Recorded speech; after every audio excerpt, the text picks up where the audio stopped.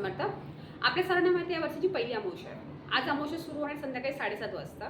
ती उद्या संपणारी संध्याकाळी 6:07 पण उद्या सूर्याने बघणारी अमावस्या आहे, त्यामुळे उद्याचीच अमावस्या खरी आहे. तर उद्या आपल्याला काय उपाय करायचे? आपल्या सर्वांना माहिती आहे, अमावस्या ही पहिली आहे, खूप मोठी अमावस्या, खूप महत्त्वाची. त्यामुळे आपल्याला उद्या अंघोळीच्या पाण्यामध्ये थोडंसं गंगाजल टाकायचं आहे.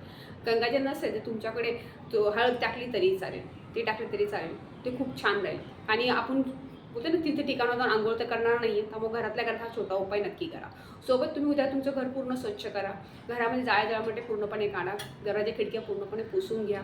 लादी पुसण्याच्या पाण्यामध्ये गोमूत्र, हळद, मीठ, थोडंसं लिंबू पिळून टाका. आणि लादी स्वच्छ करून घ्या. त्याने निगेटिव्ह एनर्जी पूर्णपणे निघून जाईल. आपल्या घराचा उंबरठा स्वच्छ करून त्याच्या हळदीमध्ये थोडंसं गोमूत्र टाकून 2-3 थेंब हळदी लेपन करून घ्या. घरात निगेटिव्ह वाईब्स दूर होतात. खूप छान राहील.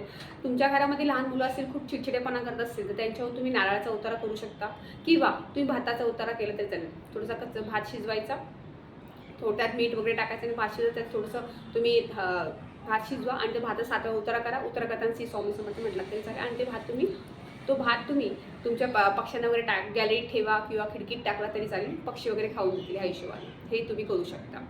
सोबत तुम्हाला उद्या पितरांना ध्यान करायचं. उद्या आपल्याला माहिती आहे, आपण पितरांसाठी सेवा करतो. उद्या काय करायचं, बिना मिठाचा भात थोडंसं शिजवायचं आहे आणि सकाळी 7 वाजल्यापासून दुपारी 12 वाजेपर्यंत तुम्ही कधीही करा, कारण वर्किंग वुमन पण असतात, जॉबला जाणारे पण असतात, त्यामुळे त्यांनी सकाळी 7ला केलं तरी चालेल. थोडासा भात बिना मिठाचा शिजवायचा, सगळा भात घ्यायचा, त्याच्यावर थोडंसं तुम्ही तुमच्याकडे घी असेल तर घी टाका, थोडेसे काळे तेल 4-5 दाणे टाकले तरी चालेल.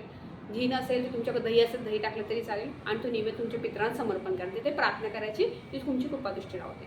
एवढंच करायचं आहे. आणि नंतर तुम्हाला संध्याकाळी तुम्हाला काय करायचं आहे, घरात पिवळी मोहरी हातात घ्यायची आहे, स्वामींपुढची विभूती तुम्हाला हातात घ्यायची आहे, ती घ्यायची आणि तुम्हाला 11 वेळा काळभैरवाष्टक म्हणायचं आहे. एकदा वैदिक वल्गा स्तोत्र एकदा म्हणा की 11 वेळा म्हटलं तरी चालेल.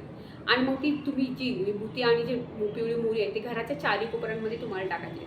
टॉयलेट बाथरूम सोडून घराच्या सगळ्या कोपऱ्यामध्ये टाकायचे आणि मेन डोरच्या दोन्ही बाजूलाही टाकायचे. त्यांनी घरातली निगेटिव्ह एनर्जी दूर होते, घरात सुशांती राहते. हे उपाय नक्की करा. आजचा दिवस खूप महत्त्वाचा आहे. श्री स्वामी समर्थ.